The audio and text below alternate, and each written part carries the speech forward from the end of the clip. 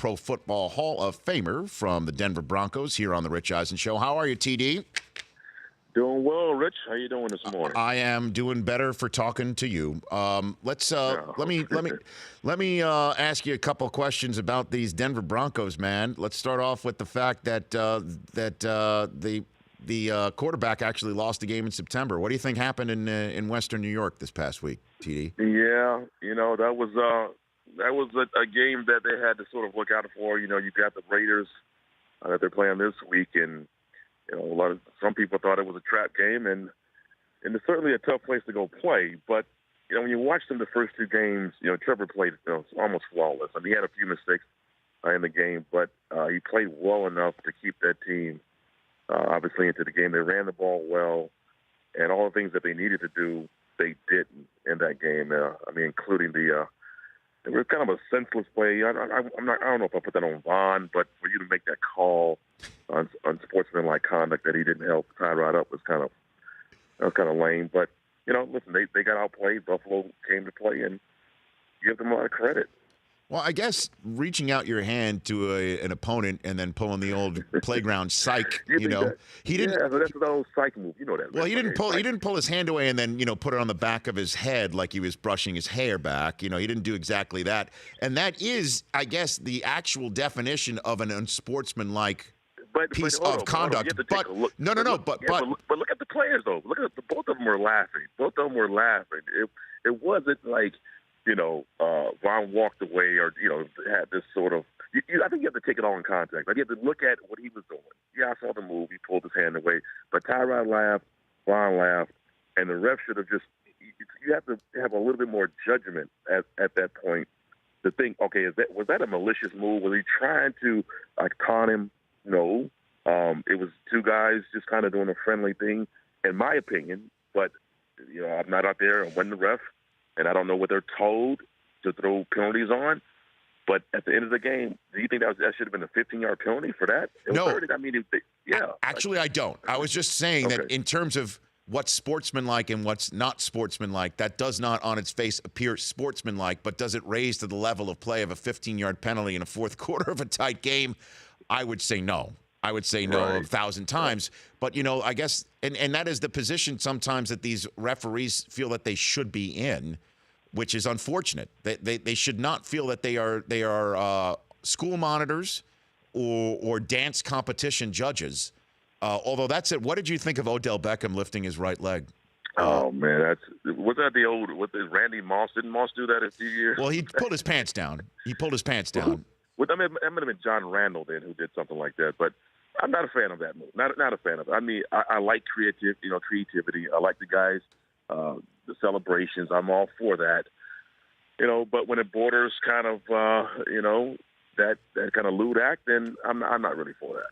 He could have come up with something better than that. Yeah, I mean, could you imagine that's the first one out of the chute for Odell Beckham? When we were talking about relaxed celebrations, I thought to myself, okay, who are the guys that I really want to see with a relaxed celebrations? Antonio Brown was one, and Odell was another. And I thought to myself, really, is that the one that you've been thinking about for weeks to uncork for the first time? That's so off season. You came up with that. Yeah, no, wasn't a fan of that.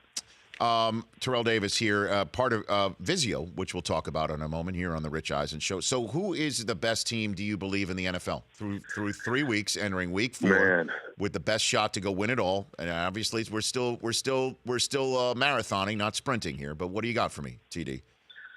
Yeah, I mean, week to week, the team that I've seen, I mean, I guess since the opening week has been the Chiefs. Man, they just look like the most complete team. Alex Smith has played pretty darn good, and I think if you had to say MVP early candidate winner, you'd have to say it's Alex Smith. And Brady's always going to be there. His bounce back was great against the Saints, and obviously last week against Houston he played well. So, but to me, I think Alex Smith and the Chiefs right now are the most complete team. They're the best team in football, and the minute you say that, they'll go out there and lose the game. They're playing the Redskins this weekend. But, I know. Yeah, you give them credit, man. They look real good. And how about the rookie, man? How about Kareem Hunt? every week, man. This dude is just explosive. He just has all the tools we talk about as backs, man. Having the tools in that toolbox, and he plays big, man. And nothing seems to bother the young man, which is a great trait to have for a young player. So I'm excited about his future.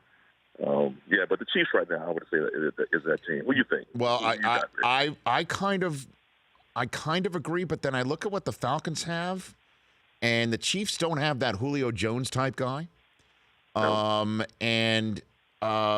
When it comes down to comparing the quarterbacks, as much as I do love Alex Smith, maybe this is his breakout year that he finally does get the kudos he deserves, and maybe, heaven forbid, on his behalf, a ring with Andy Reid. That this is entirely possible. I'm not saying that. But when you've got Matt Ryan and you've got Julio Jones, and they have their own dynamic running game, and they have the pass rush, and these young defenders are growing up quick. Yeah, it's tough to not take Atlanta right now, but I would say the Chiefs are the best team in the NFL right now.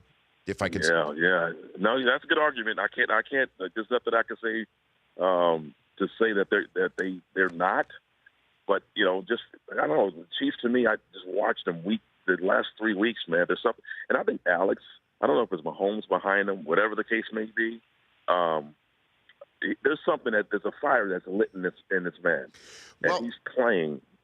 Yeah, he is. It also certainly helps again in terms of home run hitters in the NFL, and the Falcons have a few of them. And this kid Chris Thompson for Washington, who we're going to see again on Monday night, he certainly appears to be that as well. Home run hitters, Hunt and Hill are maybe right now 1-2, if not 2-1 in that league. And that's got to help an offense, and certainly a quarterback that supposedly has trouble stretching the field. These guys can just stretch the field on a 1-yard pass, or they can be wide open on a 9 route or a wheel route, depending whatever the heck they want to do. I mean, they're really, and then that defense. That's why I really do like the Chiefs in the AFC. But in terms of Hunt, I want to ask you this, okay? Because you got Hunt on the 3-0 Chiefs, you've got Dalvin Cook on the 2-1 Vikings. You've got Alvin Kamara, who is definitely becoming something for the Saints to figure out and latch onto. Why do you think rookie running backs are having a renaissance here after Ezekiel Elliott had damn near an MVP season last year? What's happening in the sport that you could point to say about these rookie running backs, TD? I think it's excuse me. I think it really goes back to the quarterback. And I think the quarterbacks that are probably the lack of solid quarterback play on some of these teams. I'm talking about from college ranks, not necessarily in the pros. And so teams are finding out that the best way to sort of protect a young quarterback, or even a veteran quarterback, is you got to have a back. I mean, I know there's been people who say that the backs are being devalued and they don't really have a place in this game like they used to. But I know that if you want to be a solid team, a balanced team that can do both things, and be a championship caliber team, you've got to have that balance. And we all know that as a back, you don't really teach a back to run. It's mostly instincts. Now you can teach them pass protection and assignments and all that stuff, but it's the easiest transition from the college to the pro game, and it's always been that way. We've always seen young backs have success coming in as rookies because it really is just the guy's skill set. It doesn't change a lot from college to the pros. So I think it's a little bit of that, and I think the teams are recognizing that we've got to have a back, especially if we have a young quarterback, and to get a lot of pressure off of him until he can get up to speed. It's going to always keep you competitive if you've got a good running game and a guy, especially a guy who's a dual threat, as we're seeing in Hunt, and even Cook is pretty much a dual threat. So I think that's what it is, Rich. It's kind of cyclical how backs come and how this game is. So isn't it amazing? Hopefully backs are here to stay, man. I think that's where you got to have that, bro. You know me, I'm not being biased, but if you don't have a solid back, I don't know how you're in the conversation. Well, certainly those that can play 3 downs, that understand pass protection is a little like Fournette appears to be able to do right now as well. I mean, I didn't even mention Fournette.